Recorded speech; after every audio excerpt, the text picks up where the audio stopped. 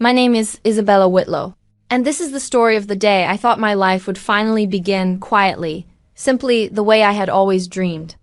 It was the morning of my wedding in Portland, Maine, a city that smelled of sea salt and coffee.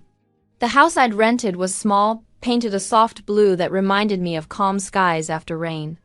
I'd chosen it because it felt honest, because it didn't try to impress anyone. The wooden floor creaked when I walked across it in bare feet, and the windows rattled when the ocean wind swept in. My dress hung neatly on the closet door, ivory and plain, with no lace or beads. Just fabric, clean and strong, like I wanted to feel inside. I woke early before the sun fully rose and made a pot of coffee. The air felt expectant, as if even the walls were holding their breath. I sat at the small kitchen table, staring at the steam curling from my cup, thinking about how this was supposed to be a good day, a new start. I had done everything on my own, every detail paid for with the money I earned working late nights at a marketing firm in Providence, Rhode Island. My fiancé, Jasper Rowan, was still at his friend's place across town, getting ready for the ceremony. We had planned to meet at noon. I remember thinking, this is it, Isabella. You did it. You're here. Then my phone buzzed, once, twice, and then again. I picked it up without worry at first. I thought it might be Jasper asking if I wanted him to bring flowers, or maybe Nina, my maid of honor, checking on the time. But when I saw the name at the top of the screen, my stomach twisted. It was my sister, Elise. Her message came in short, cold sentences. No one from our family is coming to your useless wedding. We're going on a trip to Hawaii. For a second, I thought it had to be a joke. I blinked at the screen, waiting for the punchline that never came. Then, before I could even type a word, a new notification popped up, a voice message from my mother. I'd pressed play with a shaking thumb. Her voice was soft but sharp, every syllable like a paper cut. Stay alone, Isabella. Your mind will heal. The words hit harder than I expected. I'd known for years that they looked at me differently, too serious, too practical, too unwilling to fund their whims. But to say that today of all days? It was cruelty dressed as advice. My chest burned. Without thinking, I typed back. Now you all are sleeping on the streets without my money. I hit send and tossed the phone onto the table. A part of me regretted it immediately. Another part of me didn't care. Within seconds, replies began to roll in, laughing emojis, one after another like a mockery. It wasn't even the words that hurt. It was the sound of that laughter in my head, the years of it. I turned the phone face down and stared across the small kitchen. The refrigerator hummed softly, and on its door was a magnet that said America in bold red letters. I'd bought it from a gift shop in Boston years ago after my first solo trip. Above the sink, a tiny wooden shelf held a single postcard I'd found in a thrift shop, an old photo of a European street with the word Europe printed in gold script. I liked having both there, America and Europe, as if they were two corners of the world holding up my life. One was where I stood. The other was where I still dreamed of going, but today wasn't about travel. Today was about choosing my own ground to stand on. I walked through the house, touching everything like it might anchor me, the chipped paint of the doorframe, the soft rug I'd bought on sale for $38, the faint scent of salt and soap in the air. The world outside the window was gray, the kind of gray that can either mean peace or a storm. I wasn't sure which I was standing in. I told myself that I would still go through with it. Family or not, guests or not, I was still getting married. I was still going to walk down that aisle, even if it was only 10 steps in a small rented hall. Because for once I wanted to do something for myself, not for them. I picked up the phone again. 23 missed messages, all from Elise and my mother. One from my uncle, who I hadn't heard from in years. They're right, Isabella. Maybe you should think this through. I turned the phone off entirely. The silence that followed was heavy but clean, like the world had stopped shouting. I spent the next hour in quiet motion. I ironed my dress again, even though it was already perfect. I reheated my coffee, though I barely drank it. The house had old wooden walls that carried every sound, and in that stillness, even the ticking of the clock felt like a heartbeat. I told myself that this was what freedom sounded like. Then came a knock at the door. Nina, cheerful and firm as ever, holding a paper bag from the bakery down the street. I brought croissants, she said, stepping in before I could answer. You need to eat something before you faint in your own wedding. Photos. She was one of those people who could make chaos feel manageable. I didn't tell her about the messages. Not yet. Instead, I smiled and bit into the warm pastry, letting the butter and sugar fill the empty space where my anger had been. She noticed my quietness anyway. "You okay?" she asked. I nodded. "Just nerves," I lied. She smiled softly and squeezed my hand. "Well, nerves mean you care." When she went upstairs to check on the veil, I finally looked at myself in the mirror by the door. My reflection looked older than I felt tired eyes, but steady. I realized then that I wasn't sad because they weren't coming. I was sad because I had still expected them to. Even after everything, some part of me had hoped they'd show up. That hope I saw was the last thread tying me to them. And maybe today was the day I needed to let it break. I turned the phone back on once more, just to be sure, and saw a flood of notifications. 256 missed calls. It was absurd. My mother, my sister, unknown numbers, they'd filled the screen with their attempts to pull me back into their orbit. But I didn't answer. I wouldn't, not today. I placed the phone in the kitchen drawer, closed it, and whispered to the quiet air, "Let it rest." When I finally stepped outside, the wind caught my veil and lifted it slightly, like a small blessing. The world smelled of salt and possibility. My life, my real life, was waiting. I didn't know what would come next, but for the first time, that didn't scare me. The laughter, the messages, the 256 missed calls, they were all behind me now, trapped inside a silenced phone. Ahead of me was a future that I would build with my own hands, one calm day at a time. And as I walked down the short path toward the waiting car, I felt something I hadn't felt in years. Peace that didn't ask permission. The day of the wedding arrived cold and silver. The harbor air in Portland, Maine, smelled like salt and nettle, the kind of sharp scent that wakes you up even if you hardly slept. I remember standing by the window of my little rented house, staring out at the street where the early mist gathered between the parked cars. My dress hung behind me, and my hands were trembling, not from fear but from some deep electricity, like my life was about to be rewritten. By 10 o'clock, Nina Hale arrived. She burst through the door with her usual brightness, carrying a bag full of hairpins and granola bars. "You look calm," she said, setting everything down on the counter. "Too calm. Are you secretly planning to run away?" I laughed, though the sound came out soft and uneven. "No, Nina, I've done enough running." She started curling my hair while humming some old pop song. I watched her reflection in the mirror and thought about how good it felt to have one person who didn't make everything a transaction. She was there because she wanted to be, not because she owed or expected anything. When we finished, she took a step back and smiled at me through the mirror. "You look like yourself," she said. "In the best way." Her words settled in me like warmth in cold air. At noon, the car arrived. Jasper's friend Damon Cole, who happened to also be a reverend, drove us to the small hall near the harbor. The building was a converted boathouse, painted white with tall windows that faced the sea. Inside, a dozen chairs had been set in neat rows, and on a small table sat a vase of yellow tulips that Jasper had picked up from a roadside stand for $14.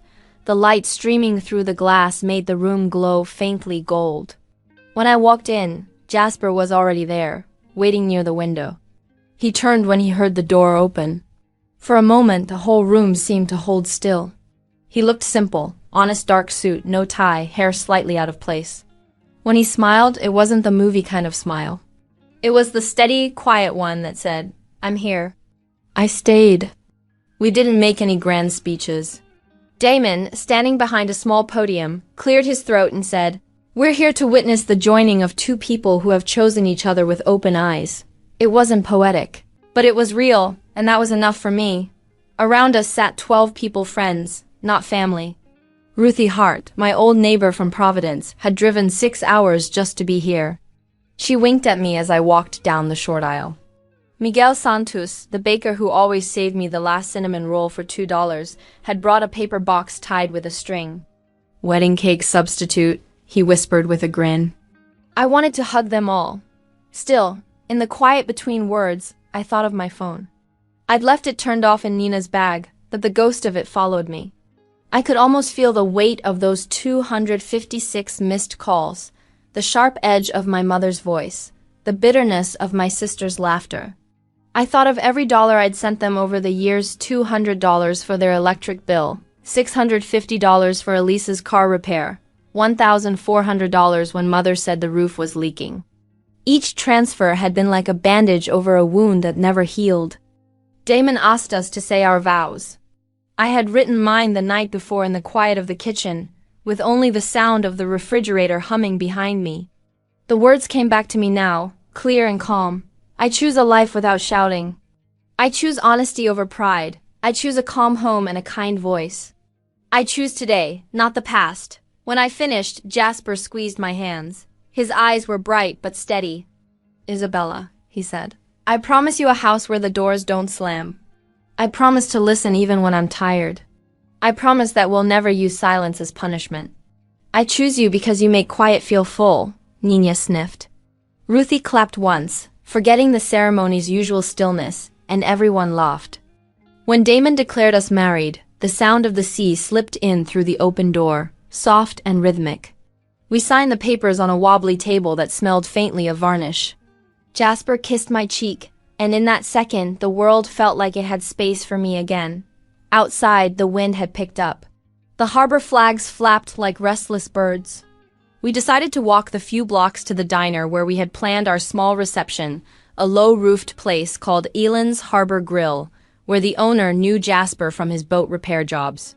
The sign outside flickered between Ellen's and L's because one bulb was dead, and I loved that imperfection. We sat in a corner booth under a framed map of New England, and I ordered tomato soup and grilled cheese. Jasper had clam chowder. The total came to $41, and he paid in cash, sliding the bills under the salt shaker. The waitress, an older woman named Georgia, smiled when she saw my dress. "Newlyweds?" she asked. We nodded. "Congratulations, sweetheart. You picked a good man. He tips well." Jasper laughed and added another $5 to the table. The soup was thick and warm. I didn't realize how hungry I was until I'd finished half of it. Each spoonful felt like something steady after a storm. Halfway through lunch, Nina slid my purse across the table. "You might want to check this," she said softly. I hesitated, then took out my phone. When I powered it on, the screen lit up like a firework: messages, missed calls, voicemails. My sister's name appeared first. "Elise, pick up," her message read. "It's urgent." Then one from my mother. "Answer now." My heartbeat quickened. I could have opened the messages, could have let their drama rush in, but I didn't. Instead, I looked at Jasper, at his calm face, and the way he was watching me with quiet patience. "I'll deal with it tomorrow," I said, sliding the phone back into the bag. "Not today." He nodded. "Good," he said simply, and went back to his chowder. After lunch, we walked along the waterfront. The sky had turned pale blue, and a few gulls swooped low over the docks. My veil caught in the wind, fluttering like a flag of surrender, but not to them, to peace itself. Jasper took my hand, and we passed a street musician playing a harmonica. I dropped a $5 bill into his open case, and he smiled without missing a note. That night, we stayed at a small inn on 4th Street, in a room with a view of the harbor. The bed creaked, and the heater rattled like an old friend, but it was perfect. I stood by the window while Jasper unpacked the cake Miguel had given us. The city lights shimmered on the water, and for a brief moment I thought about my family again, where they were, what they might be saying. Then I let it go. Jasper called from the table. "You coming?" I turned around. He had 2 forks in his hands and a smile that reached all the way to his eyes. "Yeah," I said, walking toward him. "I'm here," and for the first time in my life, that sentence felt completely true. 2 months after the wedding, Jasper and I left the gray skies of Maine behind and drove west, chasing clearer light. The highway stretched open before us like an unwritten page. Every few hours, we switched seats. He would drive while I read aloud from paperbacks we picked up at gas stations.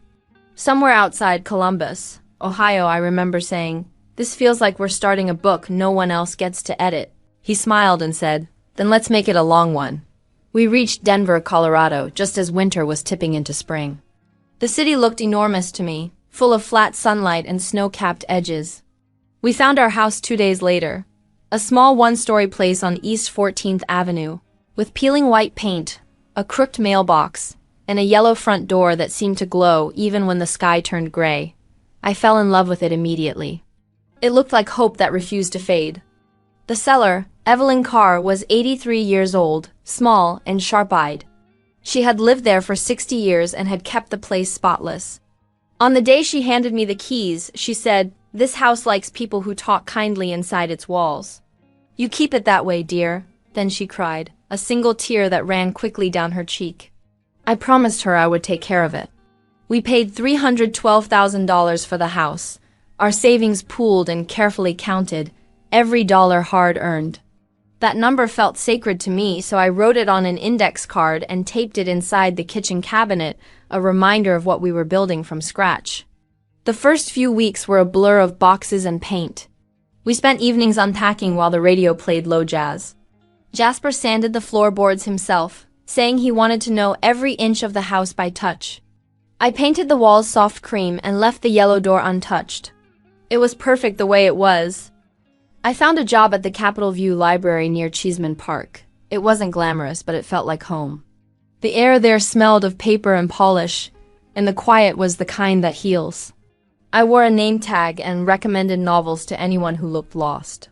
My favorites were the lonely readers, the teenagers who came after school to sit in the back corner, or the mothers who whispered stories to restless toddlers during story hour. I learned their names, their habits, their silences. When I stamped due dates on books, the sound felt like time moving forward in small, steady beats. Meanwhile, the calls began again. At first, I didn't recognize the numbers' different area codes, strange names, but I knew the voices.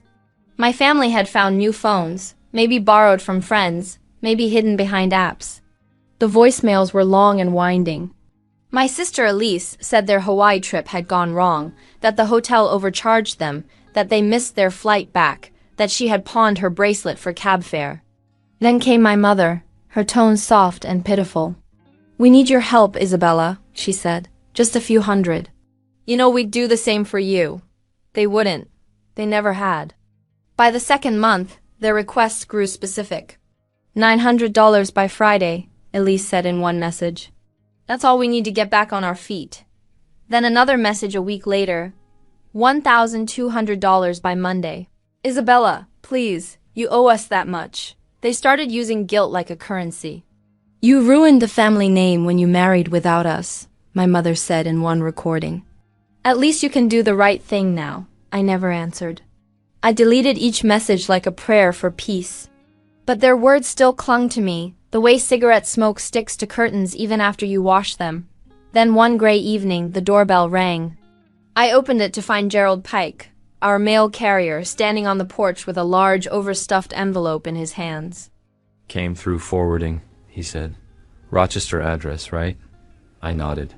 He tipped his hat and left. I brought the envelope inside and sat on the kitchen floor to open it. Inside were photographs, dozens of them, old and slightly curled. There was one of me at 6 years old, wearing a red coat and clutching a snowball. Another of Elise, younger than her smile wide and her front tooth missing. And one of my mother's, Ruth Whitlow, standing at the stove in our old house, her hair pinned back, stirring soup. The sight of it made my throat tighten. On the back of one photo, in Elise's familiar slanted handwriting, were the words, "We're still your family." I don't remember how long I sat there. Maybe an hour, maybe more. I cried quietly, the kind of crying that doesn't even make a sound. Because real love should never be a bill. It shouldn't come with deadlines and amounts. I realized I had spent most of my adult life trying to buy peace, when peace was something you built, not purchased. When the tears finally slowed, I stood up and pulled a notepad from the drawer. At the top, I wrote our budget in big block letters. Below it, I listed mortgage, utilities, groceries, savings. At the very bottom, I wrote one final line. No more money to people who hurt me. I underlined it twice. That night, I pinned the note to the corkboard beside the refrigerator. Next to it, I placed the 2 postcards I had carried from house to house, one that said America in red, and another, older one, that said Europe in faded gold. I like to imagine they were compass points north and west, guiding me somewhere steady. The days began to find rhythm. Morning smelled of coffee and lemon cleaner. Jasper left early for work at the boat repair shop he joined on the edge of the city, where they fixed motorboats for the mountain lakes. I spent afternoons shelving books and listening to the hum of quiet conversations. In the evenings, we sat on the small porch under the hanging light, sometimes with music, sometimes with silence. Still, some nights the phone rang, unknown numbers. I'd watch the screen glow on the counter and feel that old ache rise again, but I never answered. Each time I let it ring, it lost a little more power. One Saturday, I took a long walk through our neighborhood. Children rode bikes in circles, and someone down the street was grilling. When I came home, the yellow door caught the sunlight just right. It looked almost alive, like it was breathing. I touched the wood, warm beneath my palm, and thought, this is mine now. That night I made tea and wrote in my journal. Maybe healing, I wrote, isn't about forgetting people. Maybe it's about remembering myself. Jasper found me there, sitting cross-legged on the rug. You're quiet, he said. I'm peaceful, I answered. And for the first time in years, both things meant the same. Spring arrived gently in Denver, turning the snow along the sidewalks into clear little rivers that whispered as they ran. The trees outside our yellow door unfurled their first leaves, pale and trembling, and every morning I woke a little earlier just to watch the light slip across the kitchen wall. It had been half a year since the wedding, and peace was finally starting to feel like something I could hold. One morning, I made coffee in the chipped $6 mug I'd bought on Colfax Avenue, then sat at the table with my phone. The black screen stared back, full of names I'd been avoiding. Elise, mother, and even Uncle Henry, who had never called me unless someone needed money. Dozens of messages waited pleas, demands, guilt woven through every word. I read the first few lines and stopped. They were always the same. Help us, Isabella. You owe us this. Family doesn't ignore family. This time I didn't cry. I just started typing. I heard you. I remember the wedding day. I remember the 256 missed calls. I remember how you laughed when I said I would stop paying. I am done. I am not a wallet. I am a person. Please do not call me again. I hit send. The silence that followed felt heavy and holy. Then I blocked every number, each one a small act of freedom. I changed my ringtone to a soft chime, a sound that reminded me of glass tapping lightly in the wind. That afternoon, Jasper and I painted the living room. The color was called Gentle Sand, and the name alone made me exhale. The smell of paint filled the house while sunlight slid through the curtains in long golden lines. Our friend Laurel Green from the library dropped by with a fern in a clay pot, the price tag still on it, $18. She laughed when I pointed it out. Some people bring wine. I bring receipts. We spent the evening eating grilled cheese sandwiches on the floor, our plates balanced on paint cans.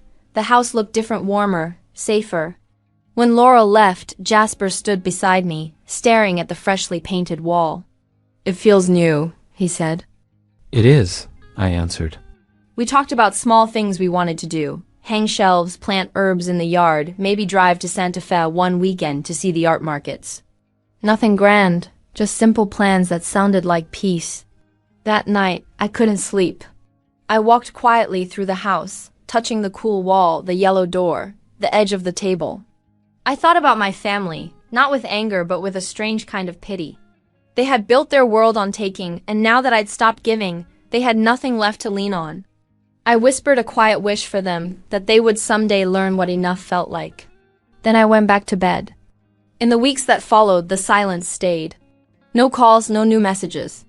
The absence of their noise became its own comfort.